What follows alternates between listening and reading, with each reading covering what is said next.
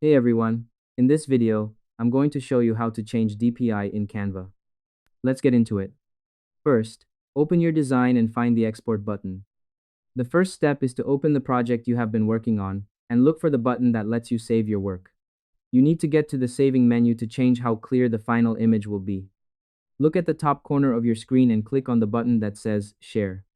Scroll down the list of choices and click on the one that says Download, because you cannot change the quality of the image while you are still drawing on it. You have to go to the download area so the computer knows you are ready to turn your design into a real file.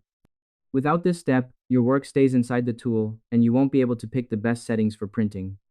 Next, pick the right file type. You need to choose the kind of file that allows for the highest quality. Some files are small and blurry, so you must pick the one that is meant for printing. Click on the box that says File Type. Choose the option that says PDF Print from the list of choices. This specific file type is built to keep your lines and colors looking very sharp. By picking this, you are telling the tool to use the most detail possible.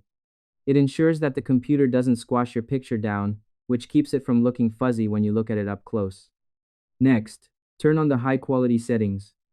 Now you need to check a special box that tells the computer to use the best colors and the clearest settings available.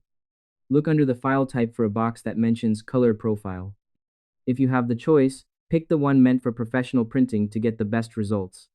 This step tells the system to use the most dots possible so the image is very dense and detailed. It is the key step to getting the right output and making sure your colors look exactly the same on paper as they do on your screen. And that's it.